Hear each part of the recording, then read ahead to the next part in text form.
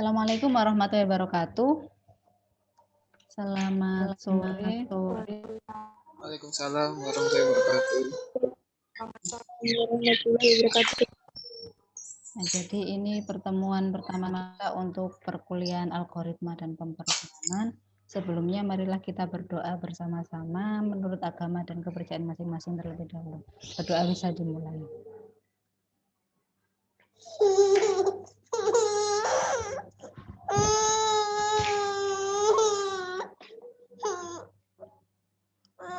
Nah, berdoa bisa kita cukupkan. Kemudian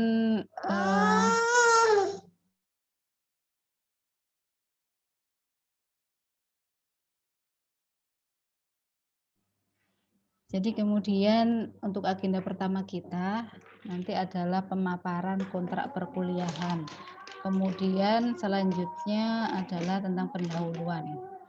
Nah, sebelum saya sampaikan di sini kan kalau kelas kuliah itu kan dibagi menjadi 2, tetapi kalau kelas praktikum itu dibagi menjadi 3. Perkuliahan kita ada kelas S1 yang sekarang ini hari Senin, kemudian yang S2 untuk hari Selasa. Nah, padahal untuk praktikum ada yang ada di hari Selasa itu 2 kelas dan 1 kelasnya ada di hari Jumat. Sehingga harapannya dari kami, kebijakan dari kami pengampu itu untuk praktikum yang di hari Selasa yaitu yang kelas S1 dan S2 itu akan dimulai minggu depan, jadi tidak minggu ini. Nah, motivasinya adalah agar mendapatkan kelas teori terlebih dahulu baru masuk ke kelas praktikum karena ini nanti akan sangat berhubungan. Jadi tolong diperhatikan ya. Jadi khusus untuk yang kelas praktikumnya itu S1 dan S2 yang mana hari Selasa itu masuknya baru minggu depannya lagi. Minggu ini tidak ada perkuliahan. Tetapi untuk yang Jumat tetap ya. Untuk yang Jumat kelas S3 praktikum itu tetap. Gitu. Kemudian langsung saja ya ke kontrak perkuliahan.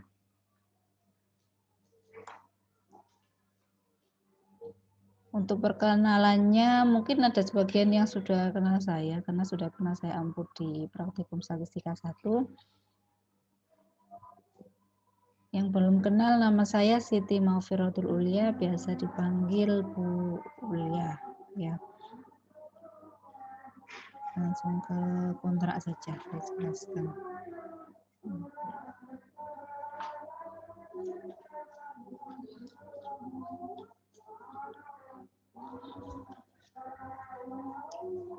Untuk kelas S1 PJMA-nya Pak Toha, jadi nanti saya bagi untuk sebelum UTS-nya itu saya, kemudian setelah UTS nanti akan diisi oleh Pak Toha. Nama mata kuliahnya adalah algoritma dan pemrograman dan ya. Kode mata kuliahnya MAT 101, beban studinya 3 SKS untuk semester 2. Dan kompetensi yang diharapkan dari mata kuliah ini adalah setelah mengikuti mata kuliah ini, mahasiswa statistika semester 2 diharapkan dapat membuat algoritma dan skrip programnya menggunakan bahasa C++.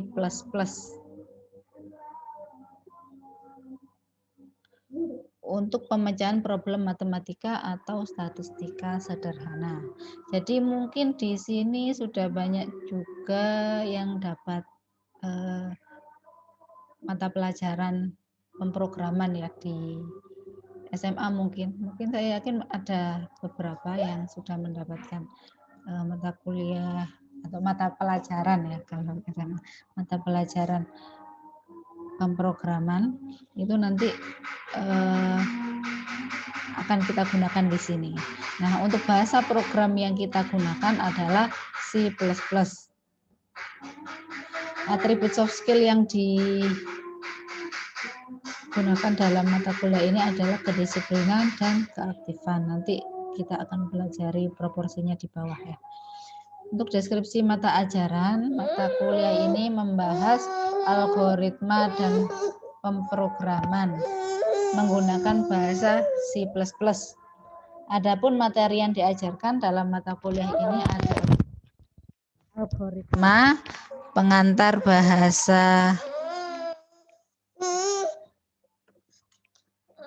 bahasa pemrograman C++, elemen dasar C++, operator, operasi dasar, masukan dan keluaran, dan seterusnya sampai struktur atau record. Nah, prasyaratnya tidak ada karena memang ini mata kuliahnya ini dasar. Jadi di algoritma dan pemrograman ini harus berusaha untuk bisa dan mengerti. Kenapa? Karena ini nanti akan sangat berguna ke depannya. Di semester 4 nanti ada kelanjutan dari ini, yaitu statistika komputasi. Ya meskipun nanti kita akan pakai R, tidak pakai C++, tetapi dasarnya ada di sini. Jadi pada prinsipnya semua bahasa pemrograman itu bisa dipelajari. Jadi tidak harus yang dipelajari, sebenarnya bisa yang lain. Yang penting di sini adalah logika untuk memprogramnya. Di sini kalian belajar bagaimana berlogika untuk menuliskan suatu program. Nah, ini nanti yang akan sangat penting, ya, belajar tentang bagaimana kita menuliskan suatu program secara logis. Penanggung jawabnya Pak Toha dan anggotanya saya. Kemudian perkuliahannya karena 3 SKS maka 150 menit per minggu. Nah, kuliah ini terdiri dari metode ceramah, demo program, dan diskusi dengan alokasi waktu 150 menit per minggu. Untuk bahan bacaannya ada 3. Silakan dicari sendiri. Boleh pakai buku selain yang ada di sini. Saya yakin intinya juga sama. Ya. Ini kontraknya nanti akan saya upload di aula, jadi tidak perlu mencatat. Kemudian komponen dan metode penilaiannya ada soft skill, tugas, kuis, UTS, dan UAS. Jadi pertama untuk soft skill yang dinilai meliputi kedisiplinan 50% dan keaktifan dalam diskusi. Kedisiplinan itu meliputi kehadiran kuliah. Karena kuliah kita online berarti ya kehadiran di Zoom. Di sini nanti akan saya buatkan absensi. Dan absensinya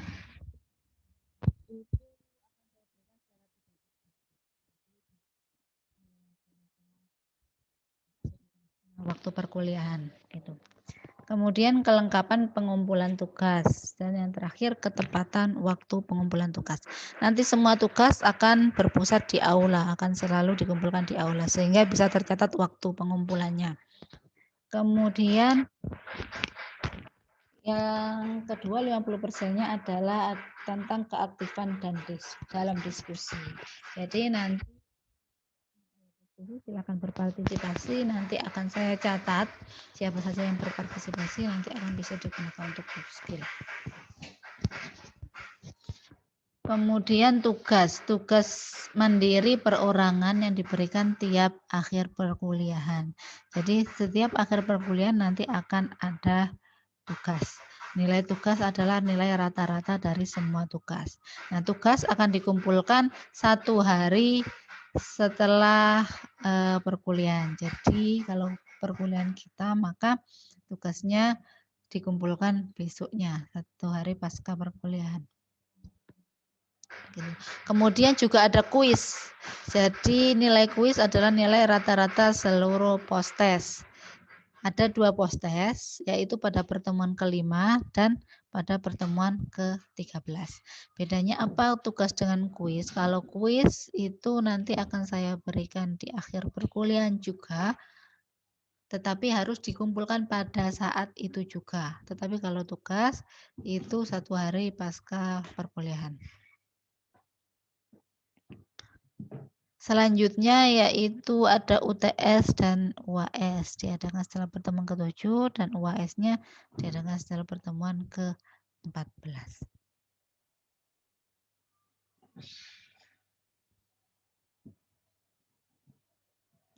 Kriteria penilaiannya soft skill 10%, tugas 20%, kuis 20%, UTS dan UAS 25%. Jadi tolong dimaksimalkan untuk yang prosentasenya besar seperti ini ya. Ada pertanyaan sampai sini?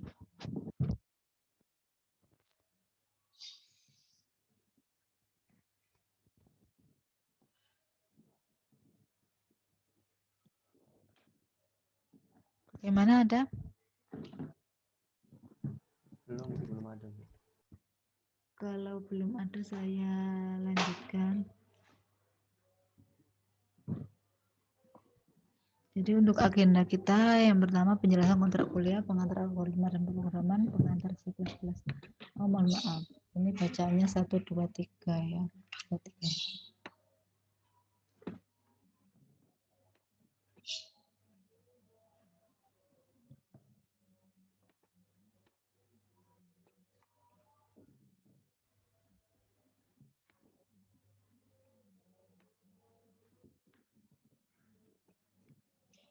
Jadi silakan diperhatikan letaknya post-test di mana. Jadi nanti saya tidak saya mungkin tidak mengingatkan lagi.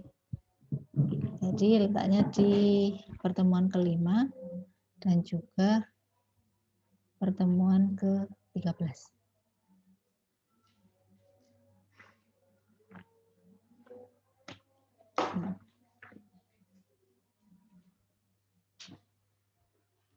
Jadi materinya untuk minggu kedua nanti operator input dan output dalam C++, kemudian seleksi kondisi dan looping.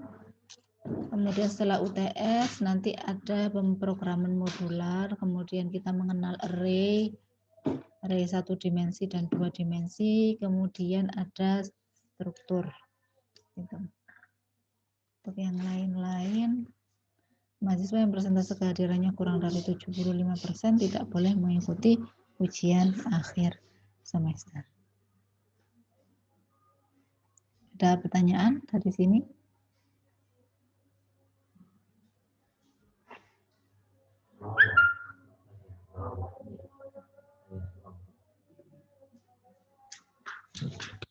Ya, jadi ini tolong diperhatikan bahwa diusahakan bisa dan mengerti untuk materi algoritma dan pemrograman ini karena akan berhubungan dengan materi-materi atau mata kuliah setelah ini. Misalkan tadi ada statistika komputasi, kemudian ada metode numerik itu nanti masih pakai C++ juga. Jadi diusahakan bisa ya. Jika tidak paham, segera bertanya. Karena kalau diundur-undur, nanti materinya itu selalu bertambah. Jadi misalkan, materi pertama algoritma, kemudian pengantar bahasa pemrograman, elemen dasar. Nah ini setelah operator ditambah lagi, jika dasarnya sudah tidak bisa, itu nanti akan tidak bisa di selanjutnya. Jadi tolong diperhatikan. Gimana, ada pertanyaan? Kalau tidak ada, bisa saya lanjutkan ke materi pendahuluan. Permisi Bu, izin bertanya. Ya. Apakah untuk Alpro ini ada buku diktatnya Bu? Tidak ada. Jadi untuk Alpro ini tidak ada buku diktatnya.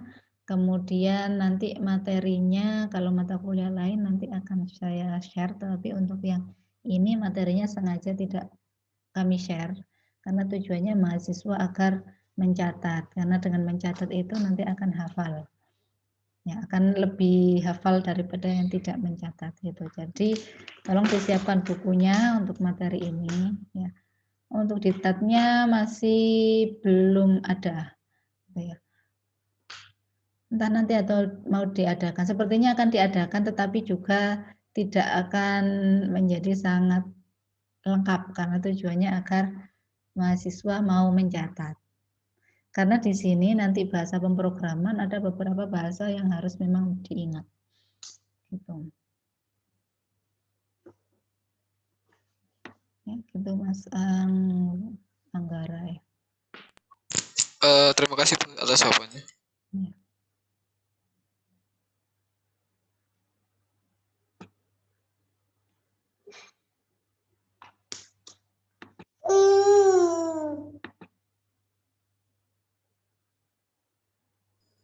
Permisi Bu, izin Ya, bertanya Bu. Alpro ini apakah ada yang butuh di-download Bu? oh iya, ini software Borland C++. Ya. Kemarin saya cek sudah banyak situs yang menyediakan ya, jadi bisa di-download. Seperti ini ya, Borland C++. Kemudian setelah menginstal, memang sering muncul seperti ini, tidak support pada ini, tapi masih bisa. Jadi oke saja.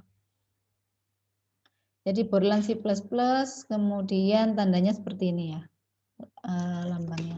Kalau punya saya ini versi berapa? 5.5.02 kayak nggak salah.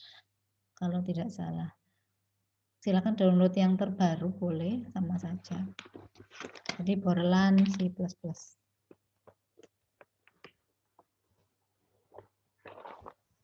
Terima kasih Bu. Permisi Bu, izin bertanya Bu. Ya, silakan. Untuk aplikasinya sendiri apakah harus pakai Borland Bu? Kalau misalnya pakai code block ke situ nggak apa-apa Bu? Mohon maaf, apa? Code block Bu. Code block. Apakah sama dengan C++? Jika Sama Bu. pokoknya jika ketika kita menginput sesuatu outputnya nanti akan sama. Kalau iya silahkan menggunakan itu ya. Intinya bahasa pemrogramannya sama. Iya Bu, sama Bu. Tampilannya juga sama kayak Borland sih Bu. Kurang lebihnya gitu tadi. Ya. Kalau tidak salah ini juga bisa diinstal di HP. Ada yang bisa diinstal di HP. Sepertinya anak yang tahun lalu juga bisa pakai HP. Coba dicari sendiri ya. Kalau saya yang wajib itu menginstal yang Borland C++ ini. Baik, terima kasih Bu. Ya. Yang satu lagi untuk yang mata kuliah pemrograman itu memang benar-benar harus sering-sering latihan. Ya. Jadi untuk bisa di mata kuliah ini harus benar-benar sering latihan membuat programnya, latihan menuliskan programnya. Gitu. Saya lanjutkan ya ke materi. Jadi ini materi pertama tentang pendahuluan apa itu algoritma. Jadi algoritma sendiri adalah urutan langkah logis tertentu untuk memecahkan suatu masalah. Ya, dia selalu berurut ya, tidak bisa tidak berurut. Nah, urutan langkah logis yang berarti algoritma harus mengikuti suatu urutan tertentu, tidak boleh melompat-lompat. Jadi kita harus berpikir secara logis, terurut.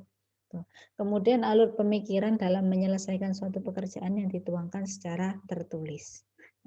Nah, di sini alur pemikiran seseorang itu kan berbeda-beda ya. Itu boleh saja. Jadi pada mata kuliah Alpro ini sebenarnya programnya itu akan berbeda antara satu orang dengan yang lain. Karena memang cara berpikirnya atau alur berpikirnya berbeda. Nah, nanti program mana yang paling efisien adalah program yang menggunakan perintah paling pendek. Itu nanti yang paling efisien. Alur pikiran sehingga algoritma seseorang dapat juga berbeda dari algoritma yang lain. Jadi nanti misalkan di UTS, UHS kalau ini mudah sekali cara mengidentifikasi mana yang contekan atau tidak, itu mudah sekali kalau di sini. Karena pasti alur pikiran seseorang itu berbeda dari yang lain. Kemudian yang kedua, tertulis itu artinya dapat berupa kalimat, gambar, atau tabel tertentu. Tapi kalau di sini nanti akan berupa kalimat. Kriteria algoritma. Nah, di sini dia pasti punya input, ada output. Ya, algoritma dapat memiliki 0 atau lebih inputan dari luar. Artinya tidak ada inputnya nggak apa-apa, bisa inputnya juga bisa banyak. Kalau output minimal harus ada 1 buah output. Karena memang kita membuat algoritma kan untuk mengeluarkan sesuatu, untuk mencetak sesuatu. Jadi pasti ada outputnya. Kalau input tidak harus ada inputnya, karena terkadang kita menuliskannya semuanya di dalam suatu program, tidak perlu input lagi. Kemudian definiteness atau pasti, algoritma memiliki instruksi-instruksi yang jelas. Kenapa dia harus jelas? Karena kita kan menuliskan suatu perintah agar mesin atau program itu mengerti, misal mesin, gitu. Agar mesin itu mengerti, maka harus sangat jelas, sejelas-jelasnya. Kemudian finiteness atau ada batas, algoritma harus memiliki titik berhenti. Jadi pasti harus titik berhenti. Ketika apa, dia harus berhenti, harus ditentukan. Makanya nanti kita akan mempelajari seleksi, misalnya ada if, kalimat if seperti itu, kemudian ada looping atau misalkan kita ada iterasi pertama, iterasi kedua, itu bisa terus berputar di iterasi tersebut. Nah itu berhentinya pada saat apa? Itu namanya nanti akan kita tambahkan stopping rule. Kemudian yang terakhir effectiveness atau tepat dan efisien. Algoritma sebisa mungkin harus dapat dilaksanakan dan efektif. Contoh instruksi yang tidak efektif adalah misal A. A itu adalah A ditambah 0. Atau A itu adalah A dikali 1, itu tidak efektif. Kalau A ya A saja. Jadi seperti yang saya bilang di awal tadi, algoritma yang efektif dan efisien itu yang perintahnya singkat. Yang perintahnya paling singkat. Misalkan ada mahasiswa 1 dan 2 sama-sama menghasilkan output yang sama, nanti bisa kita lihat mana yang lebih efektif. Itu yang memiliki perintah paling pendek. Jadi misalkan seperti ini ya, mending kita langsung tulis A saja. Nggak usah A ditambah 0, karena itu menambah waktu bagi si mesin tadi untuk menambahkan A ditambah 0. Itu butuh waktu lagi. Ada pertanyaan sampai sini? Kalau ada pertanyaan boleh ya langsung menyela, enggak apa-apa.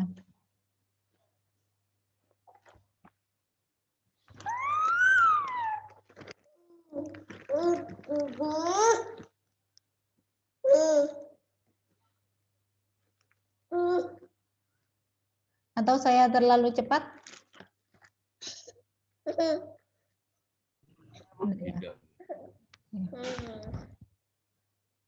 Saya lanjutkan lagi. Kemudian ini ada proses dari algoritma. Ada sequence proses, yaitu instruksi dikerjakan secara sekuensial, berurutan. Jadi sekuensial itu selalu berurut, tidak bisa tidak berurut. Kemudian ada selection proses, instruksi dikerjakan jika memenuhi kriteria tertentu. Ini nanti yang di dalam sini termasuk ada if, ya, perintah if, kemudian ada perintah switch gitu. Jadi jika ini maka apa? Kemudian juga ada iteration proses atau instruksi dikerjakan selama memenuhi suatu kondisi tertentu. Jadi di sini misalkan selama dia itu selama bilangan yang kita inputkan itu kurang dari 2, maka akan terus dijalankan programnya. Maka itu akan terus berjalan ketika inputnya kurang dari 2. Nah, sehingga kita membutuhkan stopping rule tadi, kondisi ketika apa dia harus berhenti. Kemudian yang terakhir ada concurrent process, yaitu beberapa instruksi dikerjakan secara bersama-sama. Ini juga bisa.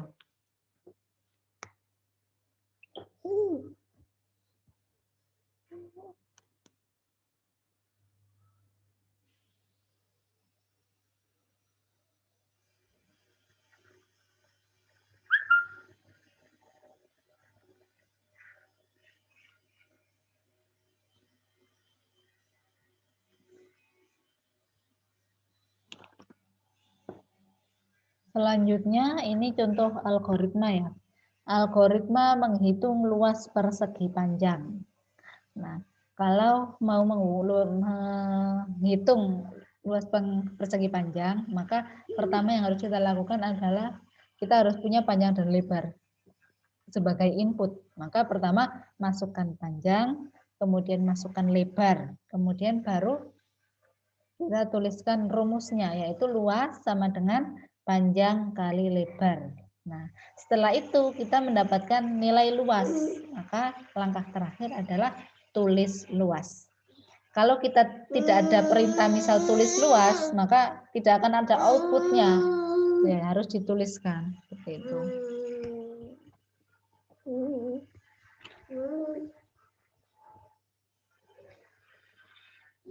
Ada pertanyaan? Ini paling sederhana, yang paling sederhana. Nanti semakin lama nanti program kita mungkin akan panjang. Malah kalau nanti di dunia kerja itu mungkin bisa sampai barisnya itu ratusan.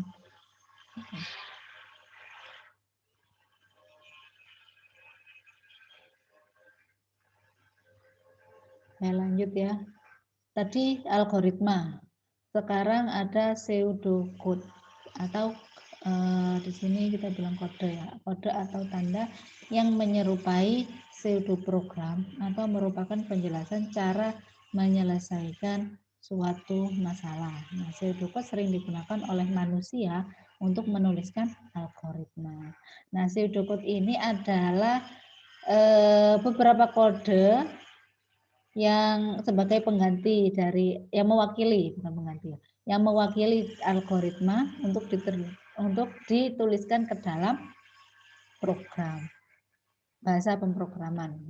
Jadi kalau kita pakai C++, maka kita harus mengikuti pseudocode-nya C++.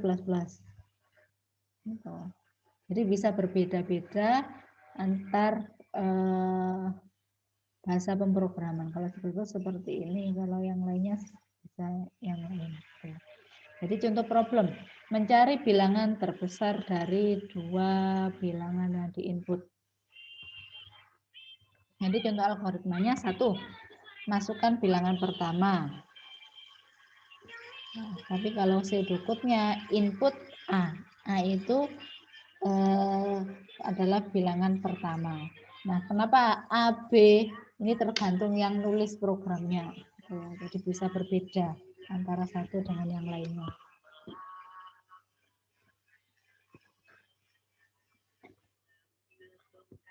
Nah, ulang lagi contoh algoritmanya, masukkan bilangan pertama, kemudian bilangan kedua. Setelah itu, di sini ada proses seleksi ya. Jika bilangan pertama lebih besar dari bilangan kedua, maka kerjakan langkah 4, yaitu tampilkan bilangan yang pertama. Jika tidak, kerjakan langkah 5, yaitu tampilkan bilangan yang kedua. Nah, contoh pseudocode-nya untuk C++ itu input A, input B, kemudian if A lebih besar dari B, then kerjakan langkah 4. Tapi tidak ditulis kerjakan langkah 4 gini ya nanti kita pelajari di bab seleksi. Kemudian print A, print B ini untuk mencetak atau menampilkan bilangan pertama dan bilangan kedua.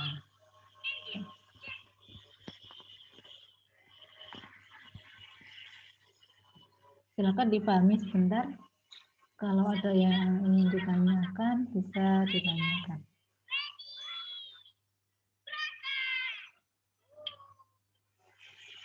Diusahakan mencatat ya, jangan di screenshot saja. Nanti kalau di screenshot rawan hilang nanti ya.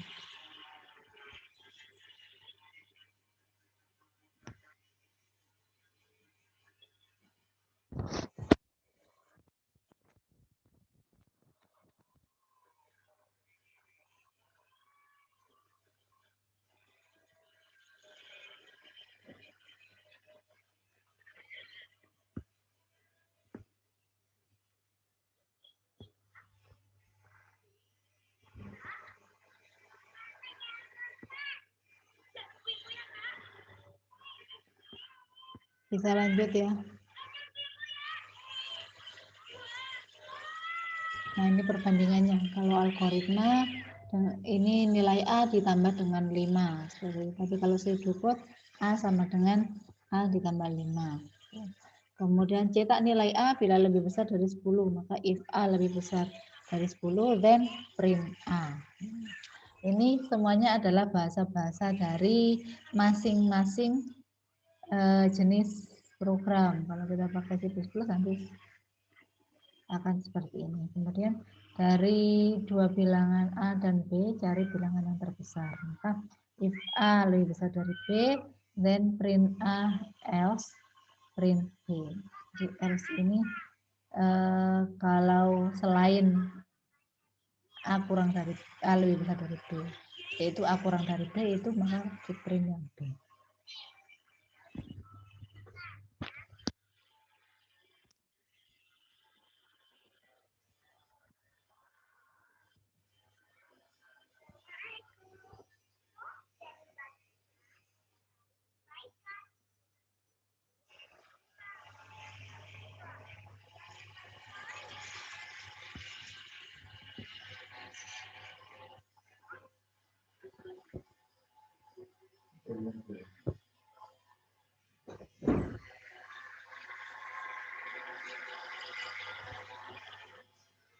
Nah, ada pertanyaan enggak? Kalau tidak ada pertanyaan, saya lanjutkan ke flowchart. Jadi kita sudah belajar algoritma, kemudian pseudocode, sekarang adalah flowchart. Flowchart adalah penggambaran secara grafis dari langkah-langkah dan urutan prosedur dari suatu program. Kegunaannya adalah untuk mendesain program dan juga untuk merepresentasikan program. Jadi flowchart ini itu bentuknya nanti grafis untuk merepresentasikan yang algoritma ini. Kalau algoritma di sini kan kita itu lebih enak lihatnya itu dengan grafis ya. Secara grafis itu lebih baik daripada dengan tulisan seperti pada algoritma seperti ini. Apalagi kalau algoritmanya itu sangat panjang, itu nanti akan sangat tidak efisien. Maka di sini akan ada flowchart. Nah, ini mungkin ada yang sudah SMA-nya sudah belajar juga. Jadi ini beberapa lambang dalam flowchart. Untuk mulai atau selesai kita gunakan terminator yang simbolnya seperti itu. Lambangnya seperti ini, kemudian aliran data, panah, input atau output nanti adalah jajaran genjang, kemudian untuk prosesnya, misal tadi yang luas, ya menghitung luas itu nanti di sini. Jadi kita bisa mulai, kemudian setelah mulai apa, ada aliran datanya, input atau outputnya tadi dua nilai yang akan, kalau di contoh sebelumnya kan dua nilai yang akan dicari mana yang terbesar. Kemudian prosesnya di sini, ya, proses seleksi, ini prosesnya. Kemudian untuk kalau proses seleksi tadi kan misal kita menggunakan if, itu kan nanti akan terjadi percabangan, di mana ada jawabannya adalah ya atau tidak, itu nanti menggunakan lambang ini. Kemudian kalau kita ingin memberikan nilai awal dari suatu variabel, ya, itu simbolnya seperti ini. Nilai awal dari suatu variabel itu misalkan di sini nanti dalam looping, ya, dalam looping yang menggunakan iterasi, itu misalkan variabel A sebelum iterasi itu perlu diberikan suatu nilai awal.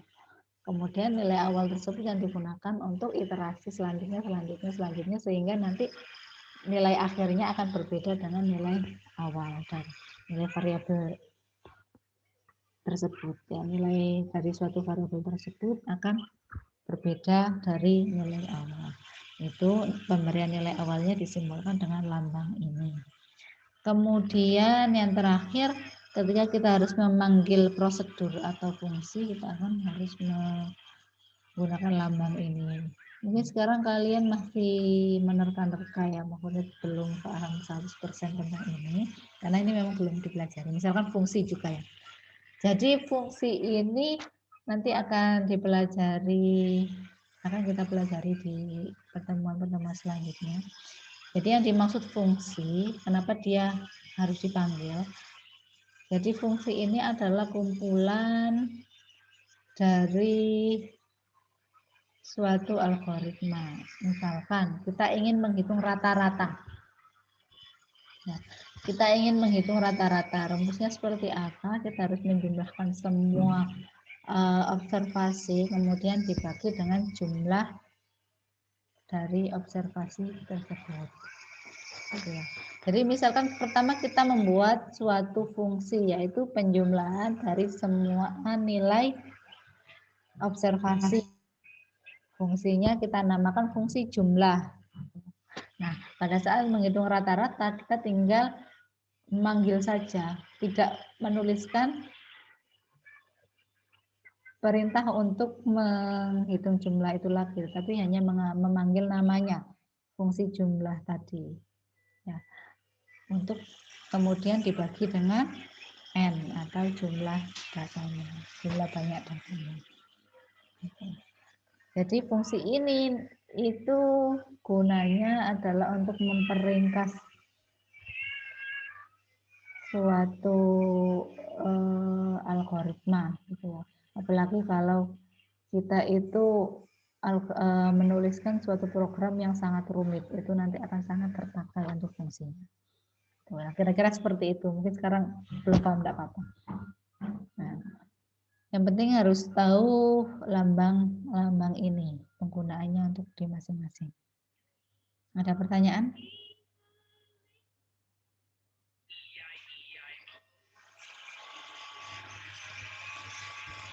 Nah, ini misalkan tadi ada sequence proses atau satu proses yang harus terurut. Maka di sini P1 kemudian P2.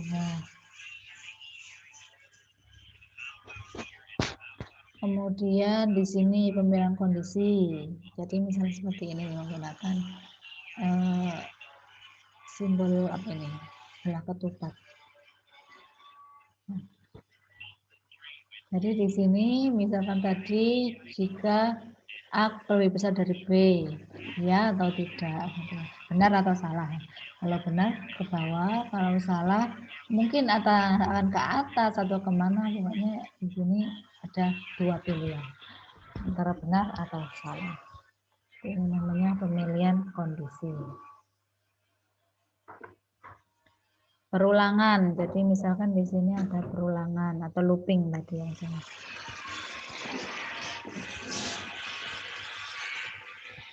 Jadi di sini ada syaratnya. Jadi misalkan di sini syaratnya adalah lebih besar dari 0 gitu misalkan. Suatu input lebih besar dari 0. Jika iya, maka akan diulang di sini, di bagian yang diulang. Kemudian jadi dipencatah ini prosesnya, jika memenuhi di sini jadi di sini nanti akan terus berulang. Jadi habis ke sini kemudian ulang lagi ke atas dan seterusnya. Ini selalu diulang, bagiannya diulang. Nah, ini contoh yang tadi menghitung luas persegi panjang. Masukkan mulai dulu ya, kita mulai, kemudian inputnya. Input simbolnya adalah jajaran jenjang. Maka masukkan P, kemudian masukkan L, kemudian di sini prosesnya yaitu L sama dengan P dikali panjang dikali lebar. Kemudian selanjutnya adalah output, maka jajaran jenjang juga kita menuliskan L dan menuliskan luas dan selesai.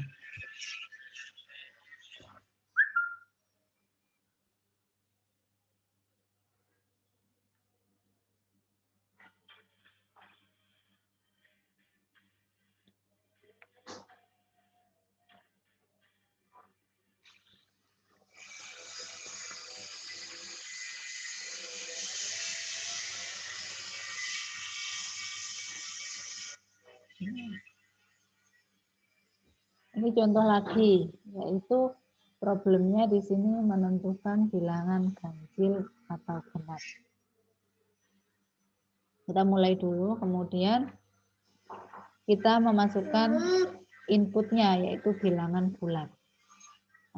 Setelah itu kita proses untuk menentukan dia ganjil atau genap bagaimana, maka caranya adalah bilangan yang diinputkan tadi itu dibagi 2 dengan operasi sisa bagi atau modulo. Ya. Tahu modulo ya? Kemudian masuk ke seleksi di sini. Kalau sisa bagi atau modulonya sama dengan 0, maka dia genap. Kalau tidak, maka dia ganjil. Modulo ini misalkan sisanya berapa? Misalnya modulo 2 ya, 4 modulo 2 itu sama dengan berapa?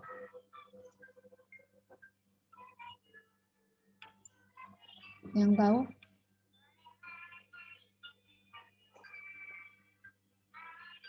Ini namanya operasi sama bagi atau modulo. Berarti bilangan dibagi 2, 4 dibagi 2 itu kan 2. Lebihnya berapa atau sisanya berapa? Sisa bagi. Sisanya kan 0, berarti dia 0, maka dia bilangan genap. Misalkan 3 modulo 2. Itu kan 1, sisa 1. Ya, berarti sisa baginya tidak sama dengan 0, maka tidak. Di sini dia adalah bilangan ganjil.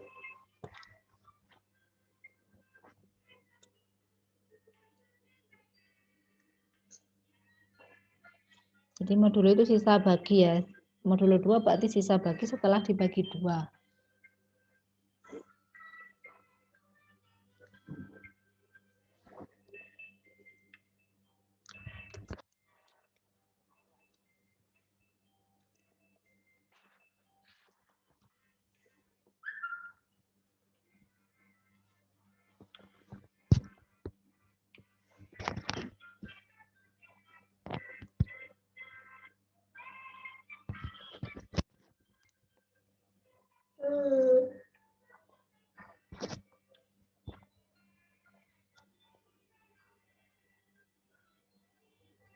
Ada pertanyaan sampai sini?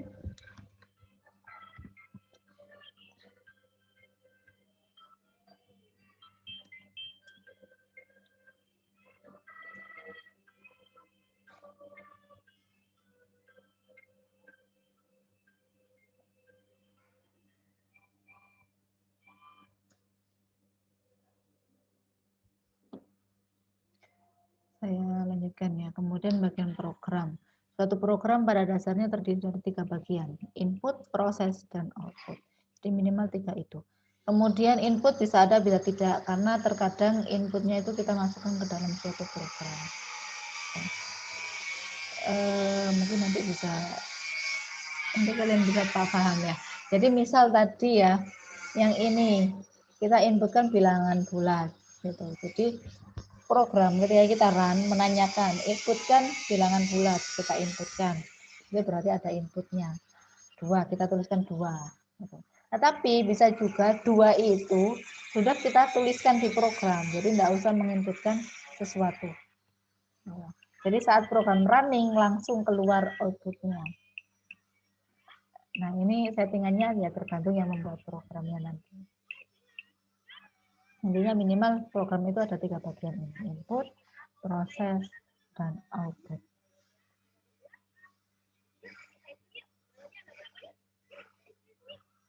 Nah ini adalah latihan, buatlah algoritma dan flowchart untuk menentukan bilangan terbesar dari 2 bilangan yang diinput. Kemudian selanjutnya buatlah algoritma dan flowchart untuk menentukan bilangan terbesar dari 3 bilangan yang diinput. Nah ini yang pertama coba dikerjakan algoritma dan flowchart untuk menentukan bilangan terbesar dari 2 bilangan yang diinput. Sebentar. Tadi sudah belum ya? Kok seperti jelaskan.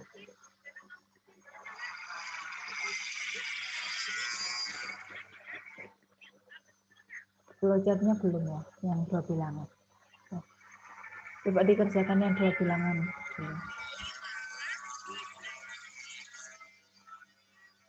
Ditulis dulu latihannya.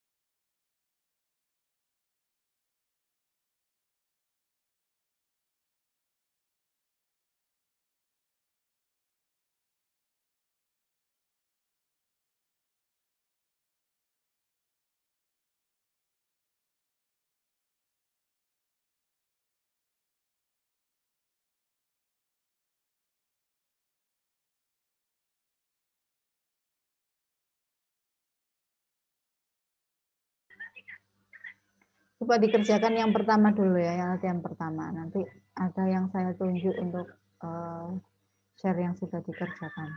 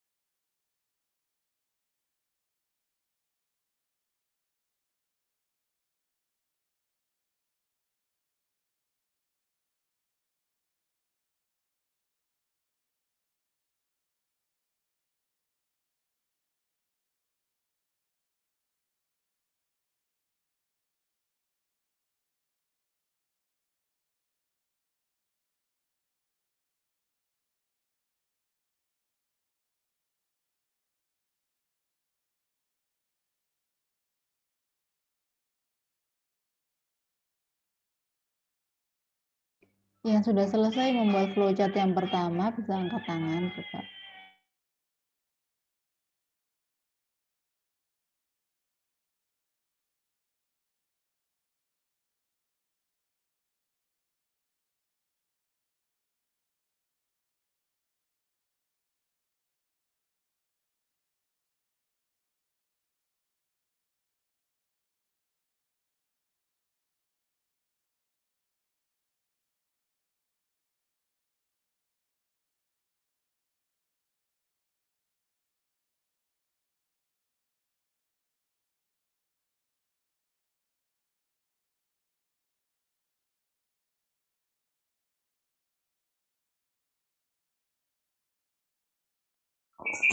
Permisi Bu, apakah hanya untuk flowchart-nya saja Bu? Bu. Sepertinya iya, karena algoritmanya sudah ya tadi ya. Baik Bu, saya sudah selesai Bu. Sebentar. Bisa share ke temannya ya Mas Ardana. Anggara ya, Anggara ada Anggara. Disiapkan dulu untuk bisa di-share. Saya perbaiki sebentar Bu, gambarnya Bu, biar jelas.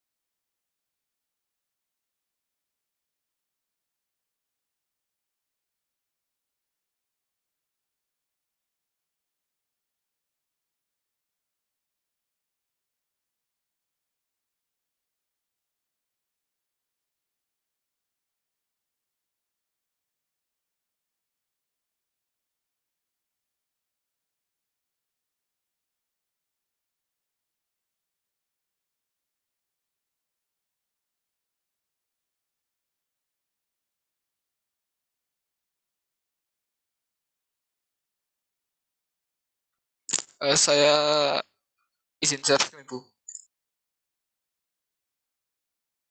Ya, silakan Mas.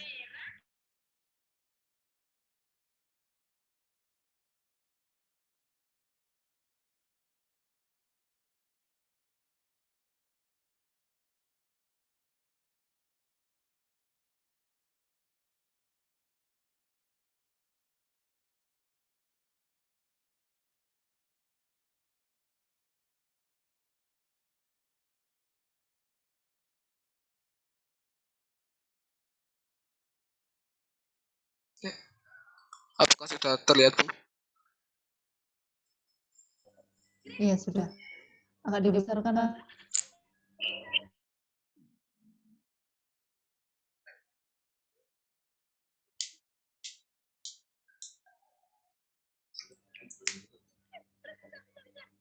Ya, silakan dijelaskan sebentar.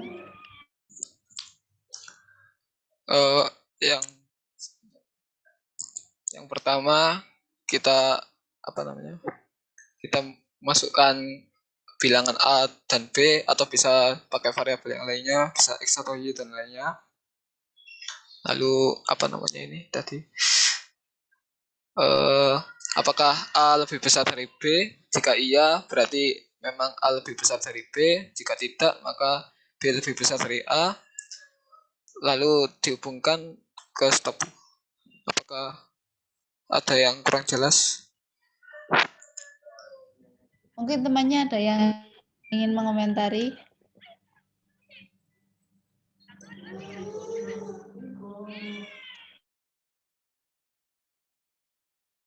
Atau ada yang punya versi yang berbeda. Nah, berbedanya di mana? Angga, bisa diulangi enggak? Ada yang minta diulang ya? Di bagian mananya? Apakah semuanya atau Masukkan A dan B. apa? Kurang jelas suaranya, Mbak Ona. Dari perintah masukkan.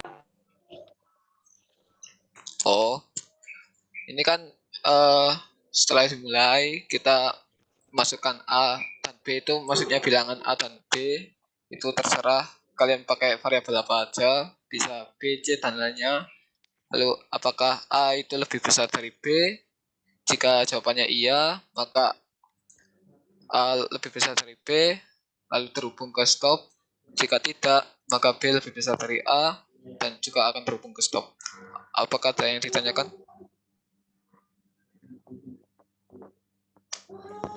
Atau ada sanggahan? Maaf, outputnya yang mana ya? Oh, yang ini outputnya, yang A lebih besar dari B dan yang B lebih besar dari A.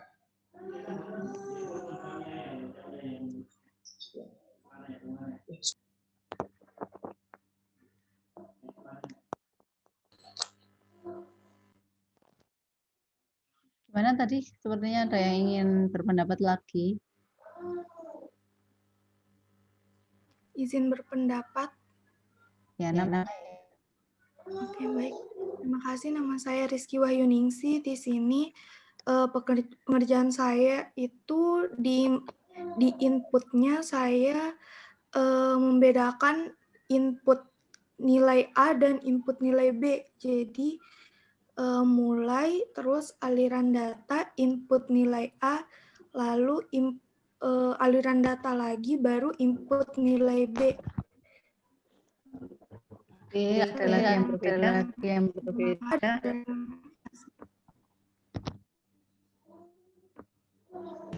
Saya Izin berpendapat. Iya, silakan. Yang coba laki-laki dulu. Iya, silakan. Ya, silakan. Saya Gaus, Bu. Izin berpendapat. Apakah suara saya jelas, Bu? Jelas kok. Jadi kalau saya itu ya mirip kayak Angga, cuma dimasukinnya satu-satu, Bu. Dimasukin A dulu, habis itu dimasukin B dulu. Terus yang di syarat jikanya itu saya kebalik, Bu. Jika A lebih kecil B, terus nanti jika iya, nanti output keluarnya ada yaitu B terbesar, maka bilangan terbesar itu B, dan jika tidak, nanti bilangan A yang paling besar, terus sudah Bu. N berakhir. Oke, yang ada yang ingin bertambah dapat lagi tadi yang perempuan suaranya.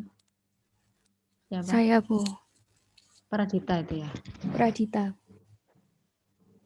Ya, itu kan yang dipunyanya Angga, jika A lebih dari B, jika iya itu kan dia isi kotaknya itu A lebih besar dari B. Nah, di saya itu tampilkan bilangan A, jika tidak tampilkan bilangan B yang bawahnya belah ketupat itu. Kalau di Anggara itu kan B lebih besar dari A, kalau di saya tampilkan bilangan B.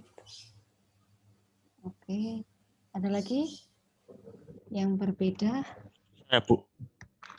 Bu. Saya, Bu. Siapa? Siapa namanya?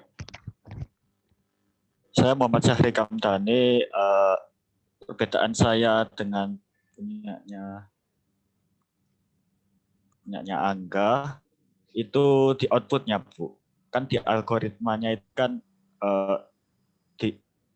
yang di print itu bilangan terbesar. Jadi outputnya itu kalau misalnya A lebih besar dari B, jika iya, maka outputnya yang keluar A. Terus jika tidak, yang keluar outputnya B. Ya, berarti ini sama kayak Pradita tadi ya. Yang tadi ada lagi Alfredi sepertinya ya. Saya sama Bu ternyata. Oh, ya. Terus akhirnya selesai gitu Bu.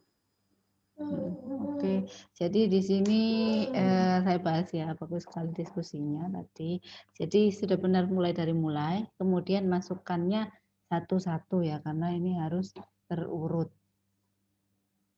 Jadi harus A dulu atau B dulu, masukkannya satu-satu, satu per satu.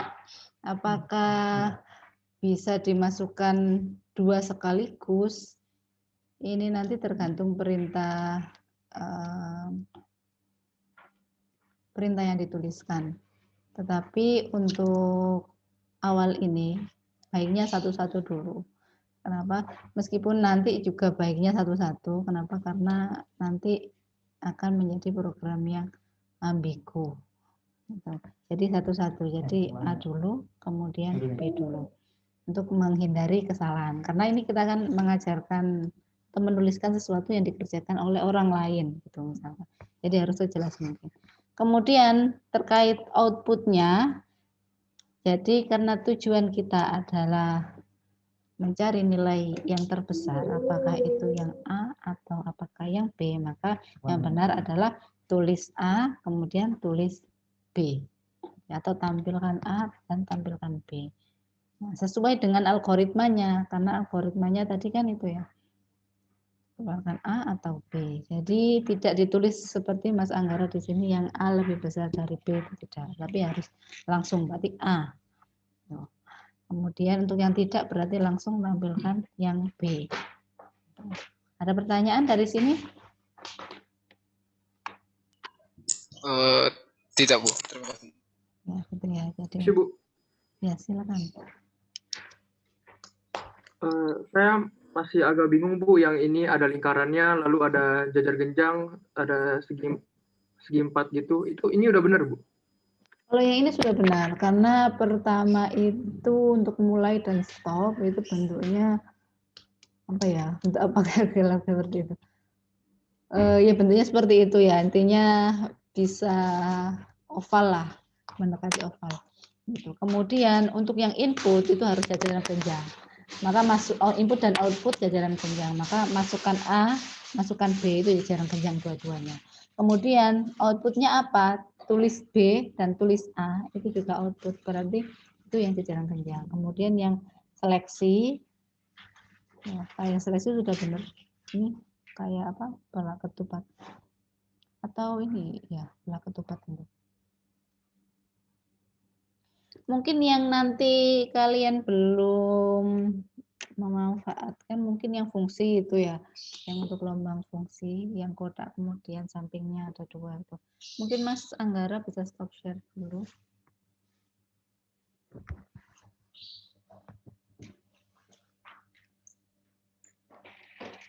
Baik Bu, terima kasih Bu. Kemudian yang proses tadi ini apa? Proses seperti tadi menghitung luas itu berarti persegi panjang.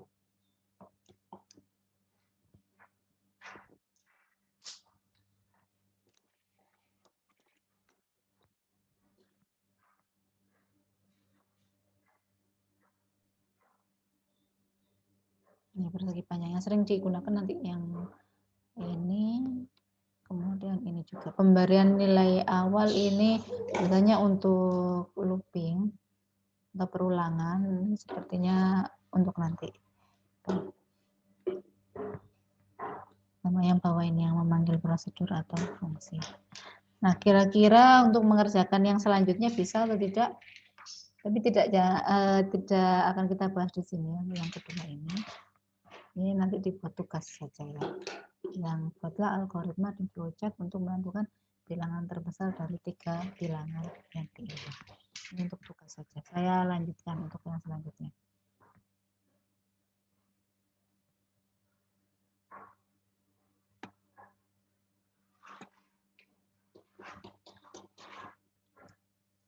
Yaitu mengenai pengantar pemrograman C++. Nah, struktur program C++. Tadi minimal suatu program itu ada berapa komponen? Ada input, tapi input bisa ada atau tidak. Ada proses dan ada output.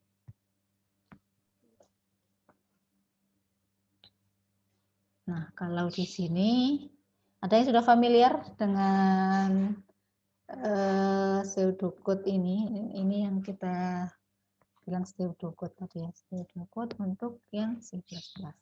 Jadi pertama kita punya header di sini, include IOStream, kemudian Conio.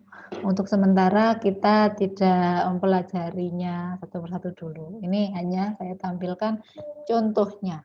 Nanti seiring berjalannya waktu kita pelajari satu persatu. Di sini contohnya dulu. Kemudian mana kira-kira yang bagian input di sini? Di sini tidak ada input. Ya, hanya ada output. Jadi outputnya nanti ini ya, Cout ini. Halo, kemudian kami sedang mencoba Borland C++ dan untuk pertama kali. Jadi di sini hanya ada proses dan output. Prosesnya yaitu menuliskan ini. Ya. Hanya tidak ada input di sini. Ini nanti kalian akan coba di praktikum, maka harus sudah punya instalasi C++ sebelum praktikum dimulai ya. Biar bisa langsung nyoba.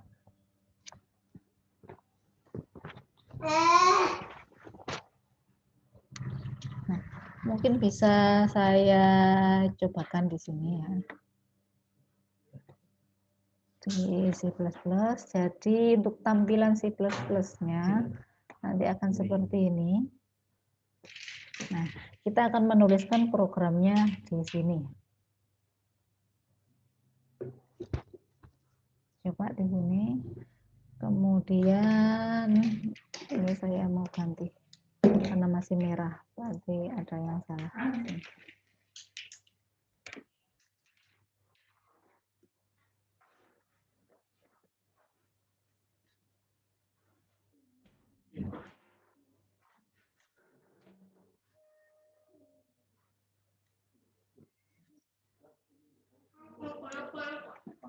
Nah, ini saya jelaskan sekilas saja ya.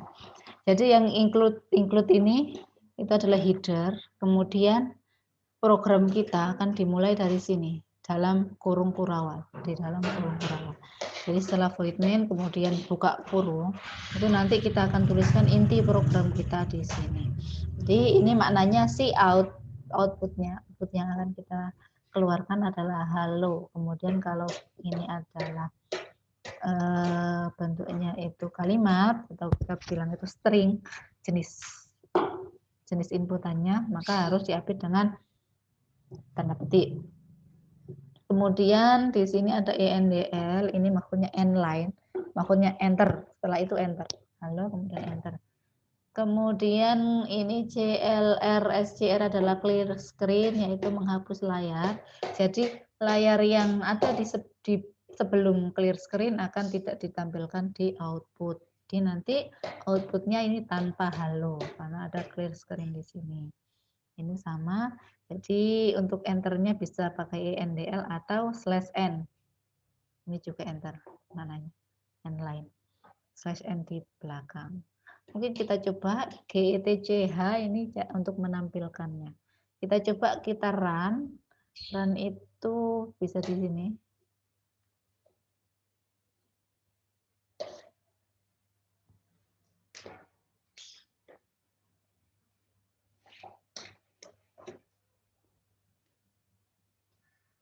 Kok lama ya ini?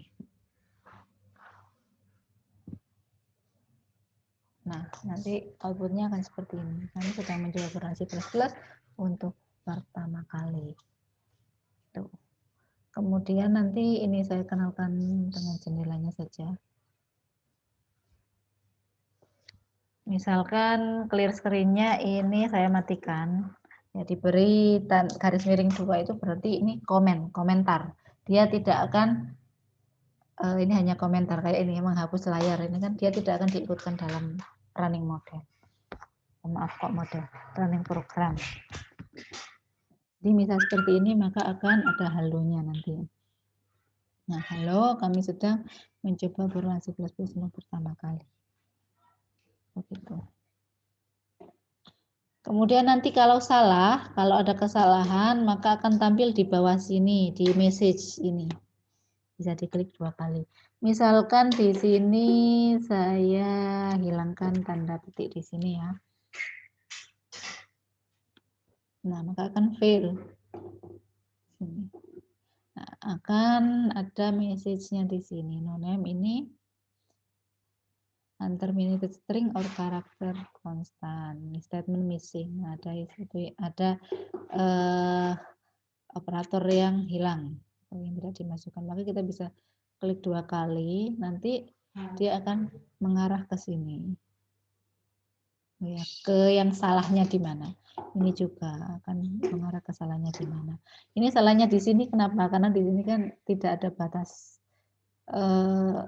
stringnya. Jadi ini masuk ke tulisan semua. Seolah-olah kita ingin menampilkan halo kemudian kurang dari NDL.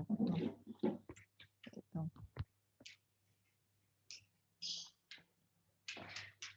Nah, jadi ini saya kenalkan saja untuk bagian-bagian dari Burhan C++. Kemudian terkadang Burhan C++ ini itu terkadang sering sering lag, kadang juga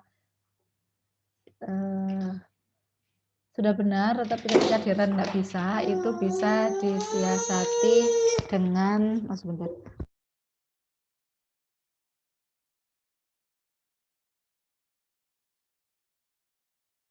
Itu bisa disiasati dengan ditutup lagi, kemudian dibuka lagi, gitu. Nah, jadi kalau seandainya ini sudah benar, tetapi masih salah, kemudian ketika diklik salahnya di mana, itu dia menunjukkan hal yang benar juga, itu maka bisa di close semua, karena mungkin tadi tidak kompatibel di apa tadi ya. Jadi kan ada box untuk peringatannya tadi. Mungkin karena itu. Maka nanti kalau pas ujian itu misal sudah dapat beberapa, tolong diamankan dulu, di copy kemana, gitu, agar tadi sudah panjang-panjang nulis ternyata kok bisa hilang gitu. Jadi seperti itu. Tapi ini beda-beda juga, nanti mungkin laptop kalian mungkin lebih baik juga, nanti hasilnya akan tidak seperti itu. Biasanya yang bermasalah adalah ketika kita kelas offline itu kan pakai komputer lab. Nah, itu ada beberapa komputer yang agak rewel. Nah, jadi silakan dicoba. Untuk ini sudah saya cobakan. Kemudian saya lanjutkan lagi ya. Oh iya, sebelumnya absennya sudah ya. Saya mau tutup dulu.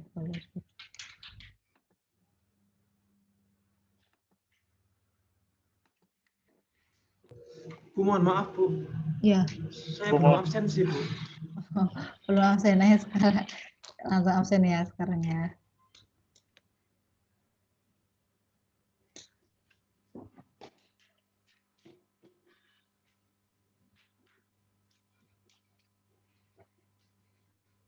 Nah, ada pengenal di sini di pemrograman C++. Pengenal adalah suatu nama yang biasa dipakai dalam pemrograman untuk menyatakan satu variabel, kemudian konstanta bernama, tipe data, fungsi, label, dan objek. Nah, jadi variabel. Nah, misal di sini belum ada sih. Belum ada variabelnya, nanti kita akan bahas. Jadi variabel itu adalah sesuatu nilai yang nanti dia berubah-ubah. Misalkan nanti kita menghitung luas ya. Nama luas itu kan nama suatu variabel yang dia bisa berubah-ubah menurut inputannya. Misal yang kasus tadi menghitung luas persegi panjang. Kita beri namanya luas. Bolehkah namanya nggak luas? Silahkan. Misal namanya adalah A, itu juga boleh. Nah, itu nama suatu variabel. Kemudian konstanta. Kalau konstanta berarti ya tetap nama, input A, B, tetapi dia nilainya tetap tidak berubah-ubah lagi. Kemudian tipe data. Tipe data yang tadi sering saya singgung adalah string. String itu memuat yang kayak karakter gitu. Kemudian ada yang tipe datanya itu nanti ada double, kemudian integer, bilangan bulat, kemudian double dan lain-lain. Nanti akan ada spesifikasinya di bawah. Kemudian ada juga fungsi, ada label dan juga objek. Untuk lebih jelasnya nanti saya jelaskan. Nah, ini pengenal ya, jenis-jenis pengenalnya. Sekarang mengenai penamaan pengenal. Nah, pengenal berupa satu atau beberapa karakter yang terdiri atas huruf, kemudian digit, dan garis bawah atau underscore. Nah, nama yang sah itu yang di sebelah kiri ya. Penamaan tadi, panjang balok tanpa spasi. Tidak boleh ada spasi. Ya, jadi yang boleh digandeng ini boleh. Ya, panjang balok. Nah, tidak sah dengan strip, tidak boleh. Ya. Jadi mau tidak sah itu nanti gimana? Nanti programnya error, tidak bisa di-run. Kemudian ini panjang gitu boleh, pakai huruf besar atau kecil boleh. Tapi kalau mau dikasih simbol di sini tidak boleh simbol di depan. Karena kenapa? Simbol ini ada maknanya di C++. Coba dilihat di sini. Ada kan ya di sini include ini. Jadi simbol ini bermakna, tidak boleh digunakan untuk menamai suatu variabel atau konstan atau yang lainnya. Tidak boleh digunakan untuk menamai suatu pengenal. Kemudian underscore boleh, yang tidak boleh adalah spasi.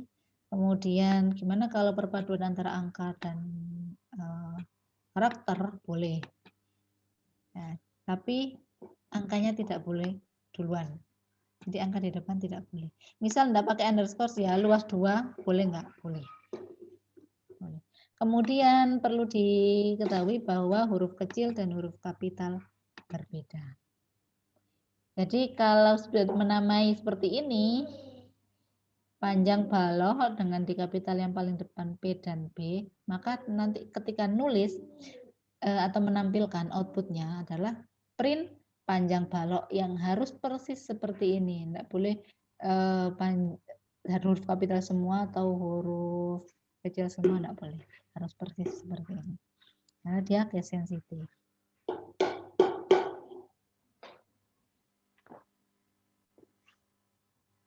Ini silakan catat dulu, boleh.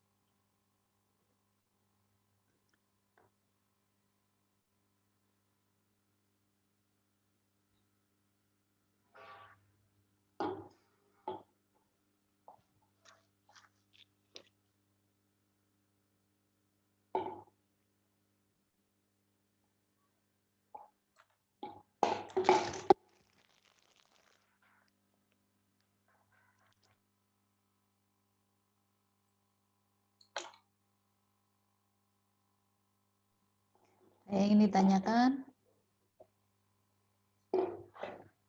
Saya tutup dulu sudah ya absennya ya.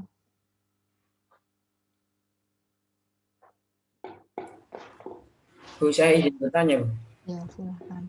Yang Namanya terkait, ya. ya Bu, perkenalkan nama saya Muhammad Mansyah. Tadi yang terkait tadi Bu, kan ketika A lebih besar B tapi menyatakan tidak, itu apa ada kemungkinan lain untuk A sama dengan B, Bu? Apakah ada kemungkinan lain untuk A sama dengan B? Bisa saja, misalkan kita nginputkan bilangan yang sama ya, sama-sama A 4, kemudian B juga 4. Nah, nanti di seleksinya berarti kan apakah A lebih besar dari B, itu kan jawabannya kan tidak juga ya kan. 4 apakah lebih besar dari 4, kan tidak juga. Jadi nanti masuknya ke yang tidak. Gitu Mas Bima.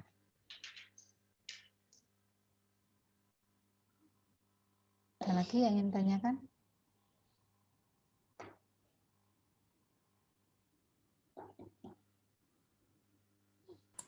Baik Bu, terima kasih Bu.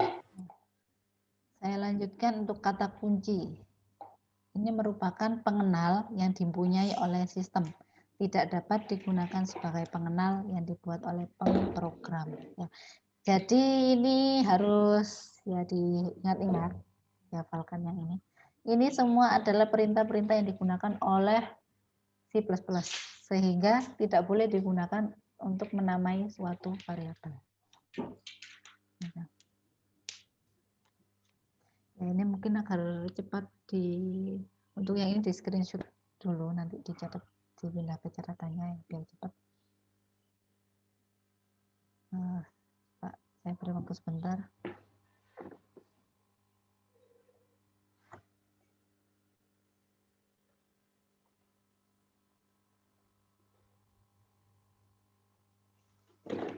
Nah, saya lanjutkan. Nah, ini tipe data di C++. Ada int, mewakili integer, kemudian ada long, float, double, dan long double. Ini berhubungan dengan ukuran memorinya dan jangkauan nilainya.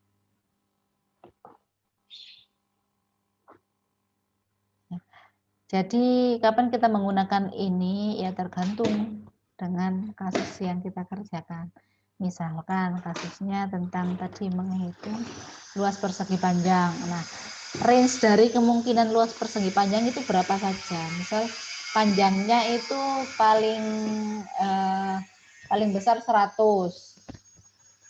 Maka kita bisa menggunakan integer ya. Dan dia harus bilangan bulat, maksudnya nggak pecahan. Kalau pecahan yang float ini ya. Jadi untuk integer sama long ini khusus yang bilangan bulat.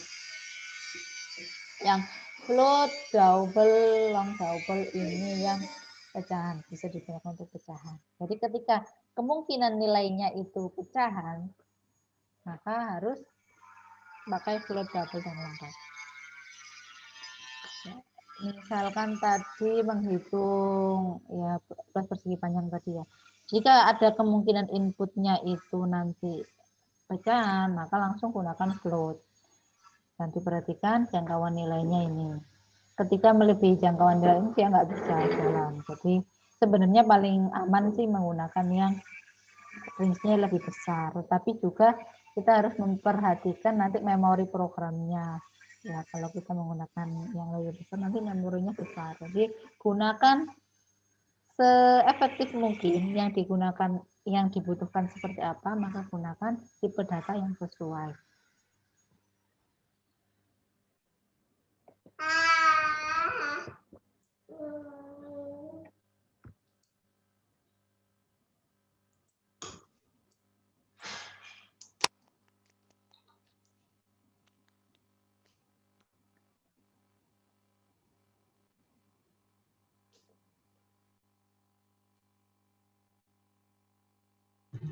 Permisi Bu, izin bertanya Bu.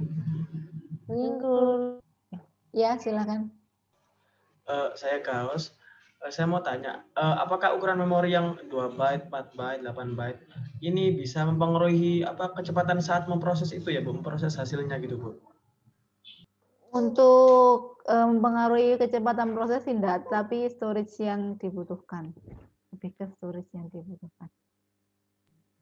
Begitu. Terima kasih Bu.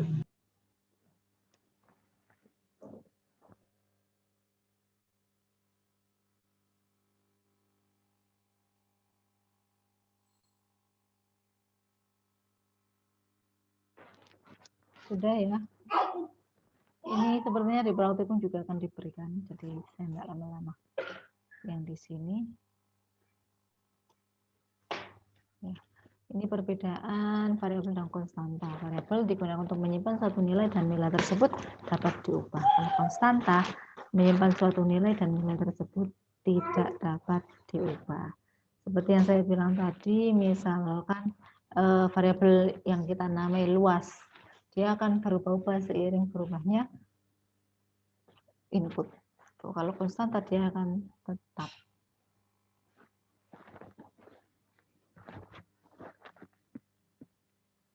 Contohnya ini kan variabel dan konstanta. Contoh integer CML. Jadi ini mungkin saya bedakan warnanya saja. Integer kita definisikan, kita punya suatu variabel namanya CML. Saya bedakan warnanya biar jelas. Nah, variabel tersebut ini kita harus definisikan kan. Variabel tersebut tipe datanya apa? Integer. Maka di sini int CML. Kemudian variabel selanjutnya adalah harga satuan dan total harga. Sini ya. Jenisnya apa? Float, karena memungkinkan adanya pecahan di sini. Kemudian ada juga yang tipenya long, yaitu X sama dengan 100.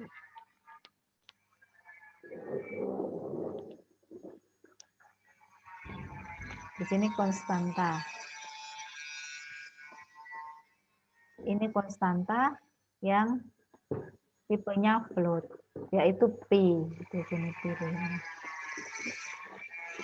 Nah, ini konstan. Dia pi nilainya tidak berubah, selalu 3,14. Ada pertanyaan?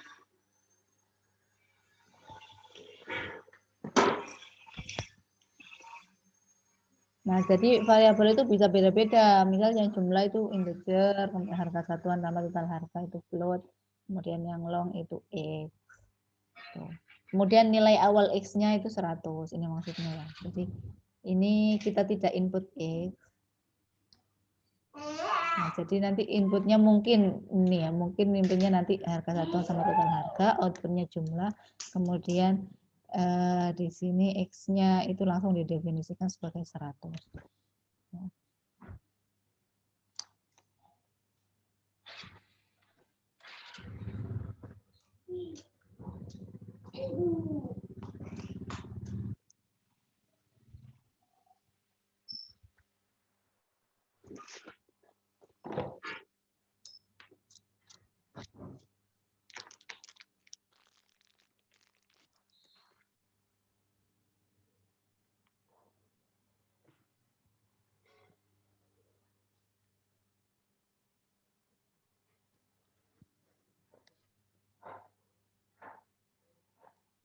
Untuk selanjutnya ini contoh lagi.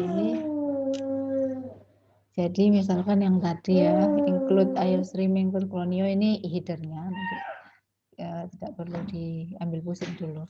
Kemudian ini long untuk jumlahnya 10, harga satuannya 70. Kemudian di sini harga total yang akan kita hitung. Nah, ini yang saya maksud tidak ada input di sini. Ya, tidak ada input di sini. Di sini langsung dimasukkan jumlahnya 10, harga satuannya 70 di dalam body programnya. Jadi tidak ada input di sini. Adanya output, yaitu si out ini jumlah item. Ya, ini kata-kata yang akan muncul jumlah item. Kemudian sebelahnya adalah jumlah yang nanti dihitung. Nah, harga satuan, kemudian ini yang akan ini outputnya. Harga total didefinisikan sebagai jumlah dikali harga satuan. Nah, si outnya total harga, kemudian harga total. Oh, maaf, ini inputnya ya. Ini yang diinput langsung. Atau mungkin bisa saya coba langsung di program biar ada bayangan.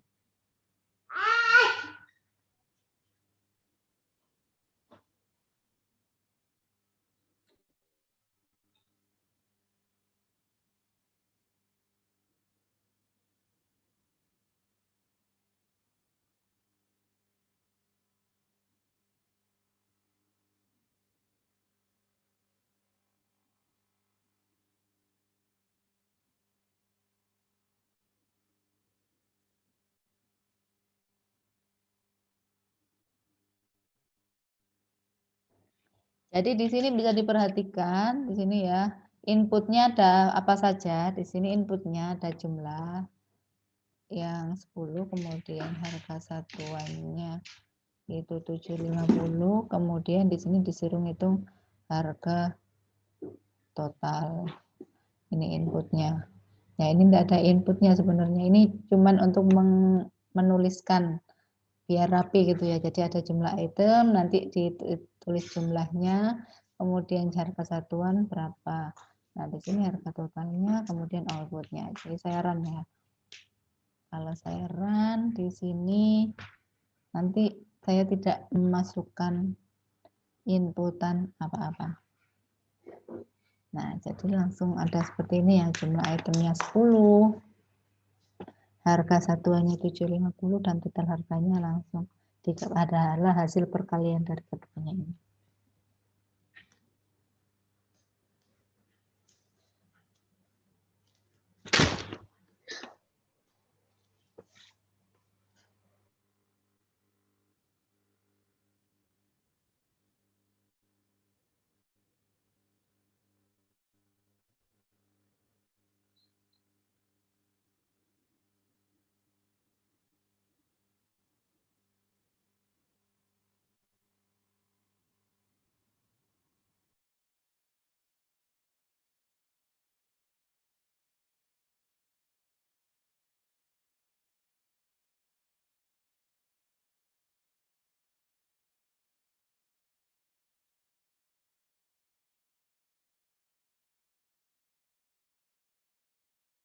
Ada pertanyaan? Jadi yang ini kasusnya adalah ininya apa, inputnya tidak ada, langsung dituliskan di dalam body programnya. Apakah bisa? Mohon maaf Bu, suaranya tidak terdengar. Suaranya tidak terdengar. Jadi apakah ada pertanyaan di sini? Kalau ini kasusnya tidak ada input ya, jadi langsung dituliskan di dalam body programnya. Apakah bisa dengan input? Ketika kita input langsung bisa juga. Jadi di sini nanti saya masukkan sein. Kalau sein panahnya mengarah seperti ini.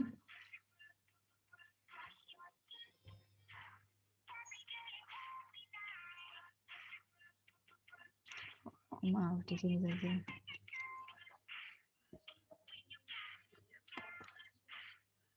Ini yang akan saya rubah.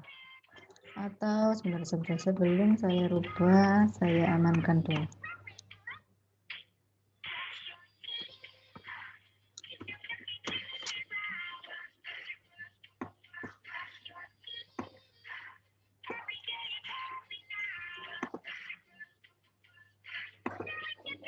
Jadi ada new text edit.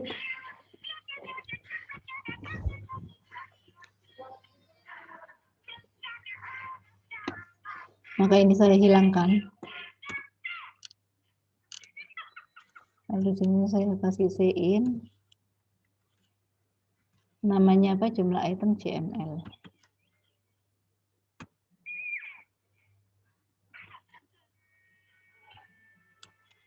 MDL.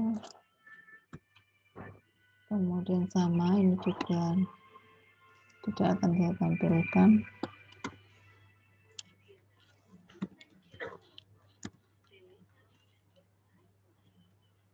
Oh, harga satuan. Harus sama persis ya, kalau enggak nanti error.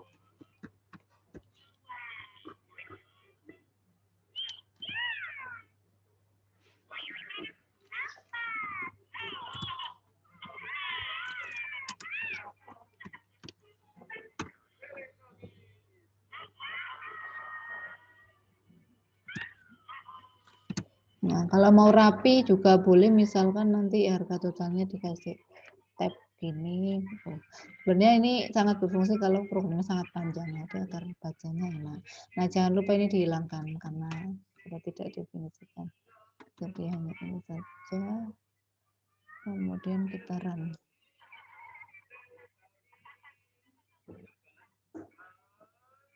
Kalau ada yang salah.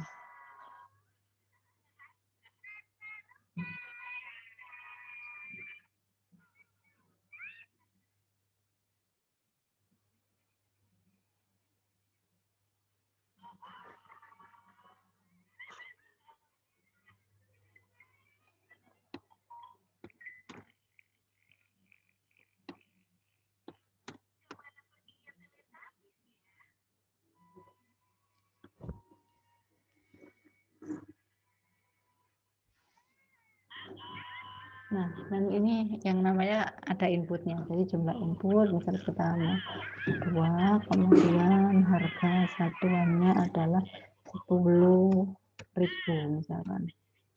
Nah, nanti akan ketahuan harganya seperti ini. Tahu punya saya kok 2 kali gini gitu. 2 kali 1.000, 2.000. Ada pertanyaan terkait ini? Oh, jadi ini terkait ada input atau tidak ada input.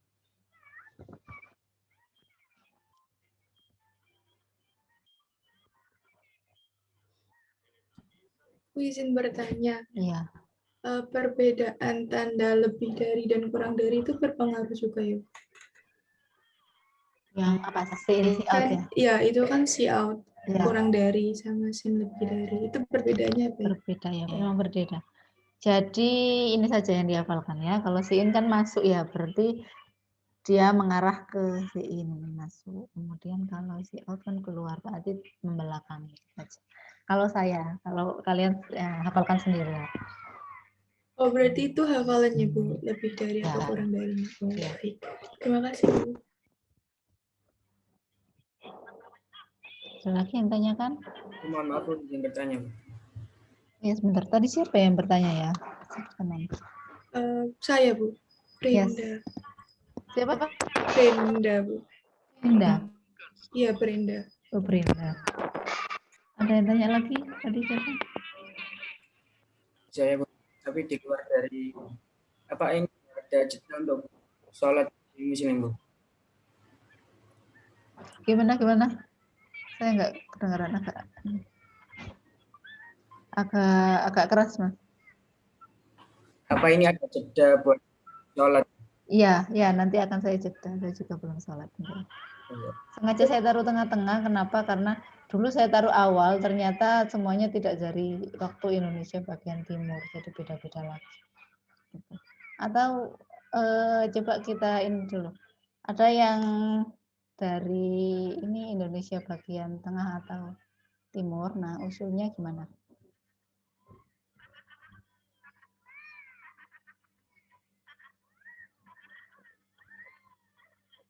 Halo, atau semuanya dari ini daerah WIB? Izin, Bu, saya dari wilayah tengah. Kalau wilayah tengah berarti waktu asarnya ada di dalam mata kuliah atau di luar? Kalau di daerah saya, sholat dulu, Bu, baru masuk kuliahnya. Jam bisa sholat, ya? kuliah, ya, Bu. Pokoknya bisa ya, masih nutup. Bisa.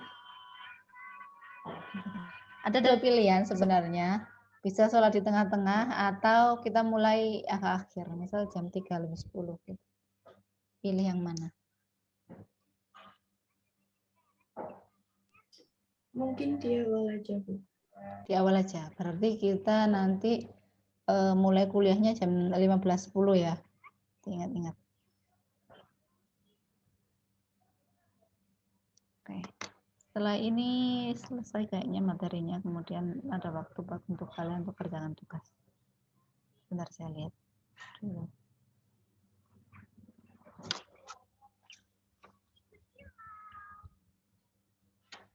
Nah, ini untuk operator sudah nih kayaknya. Ini operator ini minggu depan. Sudah berarti. Ya, sudah. Ada pertanyaan untuk terakhir sebelum saya akhiri? Jadi untuk masalah Izin bertanya, Bu. Ya, silakan. Siapa namanya? Muhammad Syahri Kamdani. Izin bertanya, Bu. Bisa diulang, Bu, apa penjelasannya include ini? Nah, sebenarnya ini ada hubungannya dengan operator yang ada di sini. Jadi ini di minggu depan ada dijelaskan. Misalkan misalkan kita menggunakan operasi ini perkalian seperti ini, itu harus pakai yang apa? Gitu. Jadi ada nanti ya jelaskan minggu depan ya. Jadi itu include-nya itu bisa berbeda-beda ya? Iya. Bisa ditambah. Kayaknya yang paling standar itu yang iostream sama Kunio. Nanti ada include map .h juga ada. Ada pertanyaan lagi? Paham, Bu. Terima kasih. Bu, saya izin bertanya. Ya, namanya? Saya Zahra, Bu. Zahra. Ya. Saya ingin mempertegas kembali, Bu, untuk pembuatan flowchart di awal tadi itu bagian masukan bilangan X dan masukan bilangan Y itu berada di jajar keranjang yang berbeda atau bagaimana ya, Bu ya? Di jajar keranjang yang berbeda, satu-satu saja ya, terurut sekuensial. Oh, berarti bisa X dulu, bisa Y dulu ya, Bu ya? Ya, coba bayangkan seperti ini ya, misalnya item sekaligus harga satuan. Nah, gimana programnya untuk bacanya itu sangat sulit. Tuh, misal kalau saya buat A, B itu ya takutnya nanti ada saya belum nyoba, mungkin saja bisa tapi sepertinya kok tidak bisa. Tuh ya. Jadi harus satu-satu, memang benar-benar satu-satu.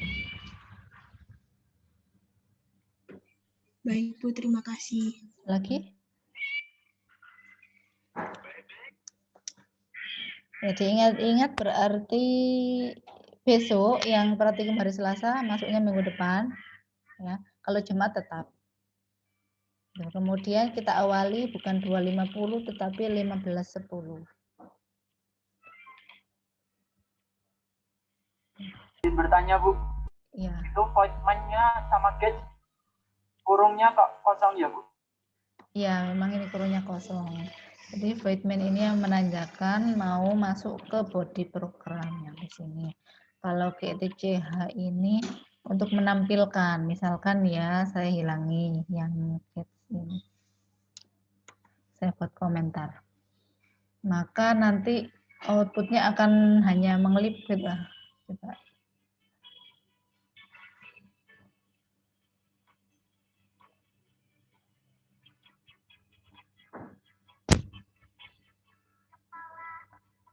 Jumlah item 2, kemudian punya 1000. Nah, nanti seperti itu. Nggak bisa tampil. Nah, seperti itu. Adanya get ini untuk mempertahankan layar. Atau get, get screen gitu ya. Get. Intinya dia untuk mempertahankan layar. Tuh. Sudah? Tidak ada yang bertanya lagi atau ada lagi? Oh iya, siapa ya yang tanya terakhir tadi? Berarti kalau tidak diberi langsung tertutup gitu, Bu? Iya, iya. Dia kayak get screen gitu loh. Siapa ini yang tanya? Saya, Bu. Siapa? Saya enggak. Muhammad David, Bu. Sama Syahril. Syahri Ramadan itu ya?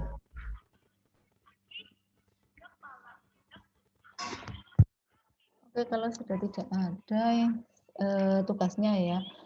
Ini dikumpulkan di aula maksimal besok jam 3 ya. Nanti saya set ya. Bu, Saya permisi izin mau bertanya, Bu. Siapa dulu ini? Anggara dulu. Natalita saja dulu, Bu. Itu kan bilangan terbesar dari 3 bilangan, Bu.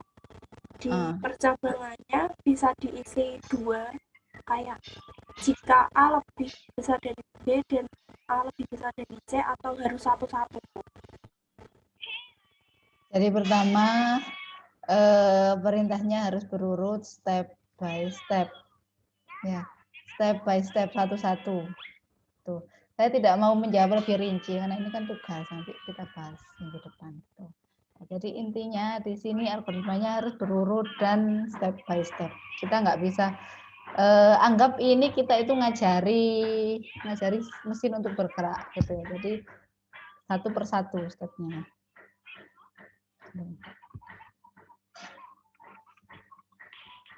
Siapa ini yang tanya? Saya Bu, Angga. Yang tadi Natalita. Natalita ya, silakan Angga. Tadi kalau nggak salah pada awal-awal ada clear screen atau bagaimana tadi yang di Borderland C++. Nah, kalau misalnya clear screen-nya itu berada di tengah misalnya, Bu.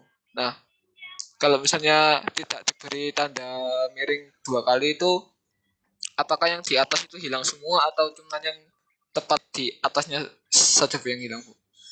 Yang kan tadi kan halo, lalu bawahnya ada garis 2 kali clear screen. Nah, kalau misalnya clear screen-nya garis miringnya 2 kali itu dihilangkan 1 atau biar halonya kelihatan.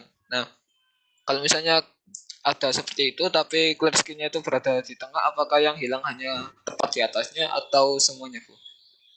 Yang dari awal. Seandainya clear screen-nya ada di tengah, Bu. Misalnya di pemrograman lalu di tengah ada kami input clear screen. Gitu. Jadi clear screen itu dia akan tidak menjalankan program sebelumnya. Ini kalau sebelumnya kan halo, tapi di sini tidak berjalan. Itu ya. Nah, jadi misalkan clear screen-nya ini ditaruh di setelah kami sedang mencoba, berarti yang keluar cuman untuk pertama kali gitu aja. Nah, pokoknya dia tidak menampilkan yang sebelumnya. Nah, apakah ada cara misalnya kalau seperti ini kita hanya ingin menghilangkan kami sedang mencoba Borderland, sedangkan untuk halo dan untuk pertama kali itu juga akan tampil, Bu? Apakah bisa, Bu, seperti itu? Oh, yang ingin ditambahkan adalah halo untuk pertama kali. Iya, Bu. Ya mending halonya diletakkan setelah clear screen gitu aja. Oh, terima kasih, Bu.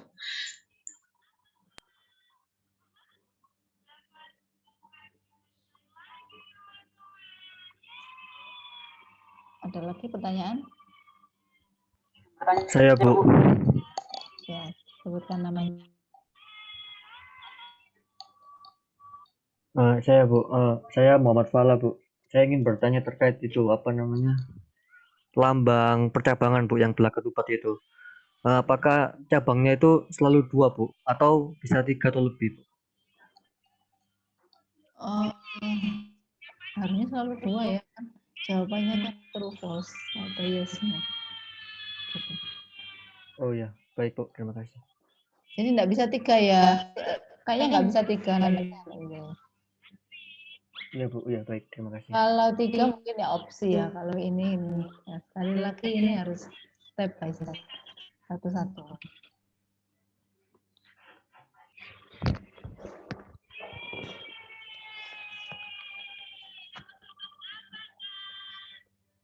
Ada lagi? Saya, Bu. Saya izin tanya. Riko, Bu. Vigo lah.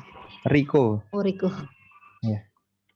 Buat yang tadi itu yang untuk misalnya untuk yang clear screen itu yang menghapus layar itu, kalau misalnya salah satu hurufnya besar itu misalnya menghapus gitu, hanya misalnya huruf besar gitu Bu, itu apa berpengaruh?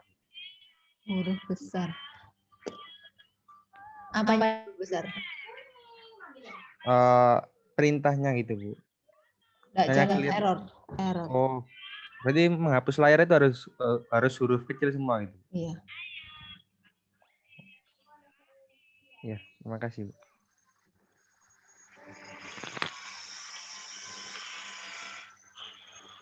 Ada lagi? Ya Bu, Ya. itu kan setelah program dijalankan kan kata halo kan langsung terhapus kan Bu. Iya. Berarti kalau halonya tampil dulu, kemudian kita salah satu keyboard baru muncul kami sedang coba bermain itu bagaimana Bu?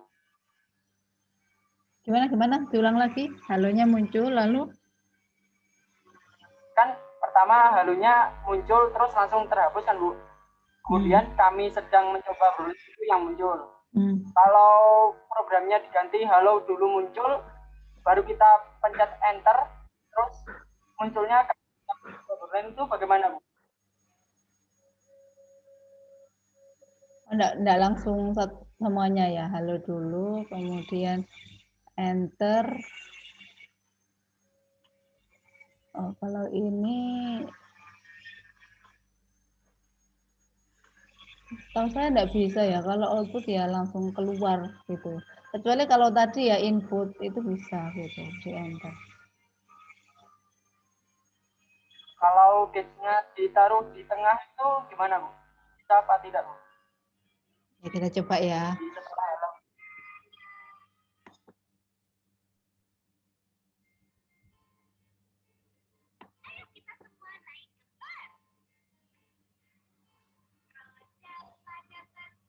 Di mana? Di sinilah.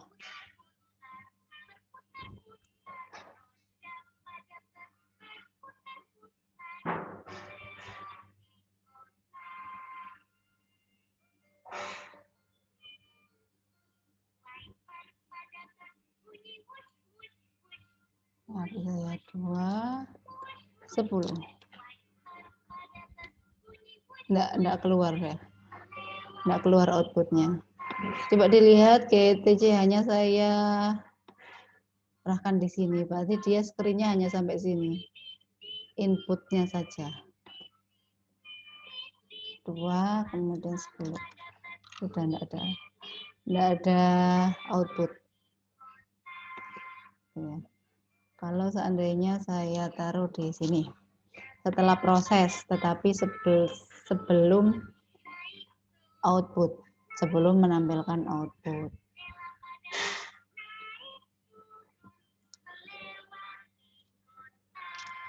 Sama, dia dikerjakan, jadi dikalikan, 2 dikalikan 10, tapi nggak ditampilkan. Itu ya. Nanti bisa dicoba sendiri setelah install ya. Di otak-atik sendiri.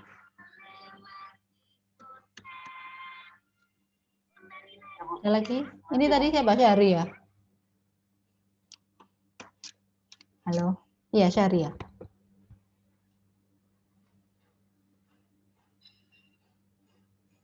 Halo, ada lagi yang ditanyakan? Halo Bu. Iya, siapa? Saya Alfredi ingin bertanya sedikit Bu. Ya. Ini penilaiannya itu sependek mungkin berarti ya Bu ya? Kalau bisa sependek mungkin. Berarti dia lebih efektif. Tapi kalaupun panjang, tapi mungkin nilainya aja dikurangin gitu Bu ya? Kalau ini kita sedang belajar, tetap saya benar sih. Cuman kan kalian menghabiskan waktu yang lebih panjang. Programnya juga running-nya lebih panjang, kalian juga nulisnya lebih panjang. Tuh. Tapi enggak apa-apa, maksudnya kita kan belajar, jadi bisa mungkin apa yang ada di pikirannya dituliskan dulu. Nanti seiring berjalannya waktu nanti kalian tahu sendiri mana yang efektif. Belajar dari teman-temannya juga. Misal saya kok bisa lebih pendek dari punya saya, kenapa? Gitu. Nanti bisa diperbaiki sedikit-sedikit alur pemikiran saya. Jadi pertama cara yang dipikirkan adalah bagaimana menyelesaikan masalah itu, kemudian makanya itu. Sekarang adalah programnya berhasil running, keluar outputnya gitu dulu. Terima kasih, Bu. Permisi Bu, saya izin bertanya. Untuk yang tadi pada contoh algoritma yang di PowerPoint tadi, kan ada poin ketiga itu jika bilangan pertama lebih dari bilangan kedua, maka kerjakan langkah 4. Nah, langkah 4 itu apakah melihat dari flowchart atau bagaimana, Bu? Yang mana kedua?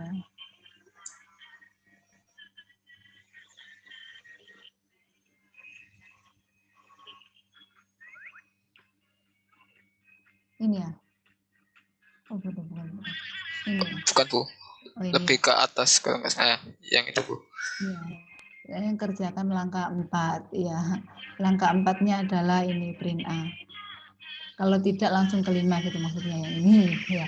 Cuman kan ini pseudocode versi paling mudah. Kalau yang aslinya pseudocode ya yang kita tuliskan di C++ tadi. Jadi nanti tugasnya itu apakah kita juga menuliskan algoritma juga atau langsung flowchart-nya seperti tadi, Bu? Algoritma dulu, karena yang algoritma sudah ada di kalau yang saya bilang kan belum. Jadi algoritma sama flowchart-nya. Sama kan ada langkah 4 dan 5. Nah, itu terhitung dari mulai atau bilangannya di input dulu, Bu? Atau perintah tergantung kalian nulisnya. Misal 1 mulai berarti ya terhitung. Kalau 1 masukkan bilangan pertama. Tapi saya rasa tidak usah mulai ya. Jadi langsung inputnya kalau algoritma. Kalau flowchart perlu mulai. Oh, baik, Bu. Terima kasih, Bu. Halo, Bu. Ya. Apakah nanti reportnya akan dibagikan? Tidak. Ya, tidak ya. Atau mungkin rekaman saja ya, nanti yang saya bagikan. Saya usahakan. Saya usahakan upload di YouTube ya. Makanya tadi saya sudah bilang dari awal ya silakan dicatat. Makanya saya tadi juga agak pelan juga menunggu kalian mencatat yang penting-penting. Terima kasih, Bu.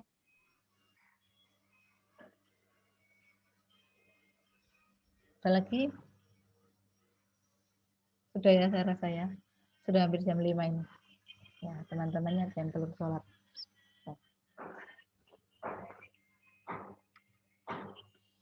Jangan lupa deadline-nya besok jam 15 waktu Indonesia Barat. Ya.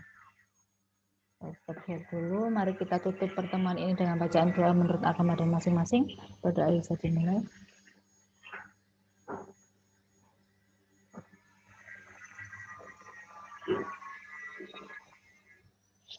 Nah, berdoa bisa diselesaikan. Jangan lupa segera install softwarenya Borland C++ dan segera dicoba. Saya akhiri. Assalamualaikum warahmatullahi wabarakatuh. Selamat sore. Waalaikumsalam warahmatullahi wabarakatuh. Terima kasih, Bu. Terima kasih, Bu Lia. Terima kasih, Bu. Terima kasih, Bu.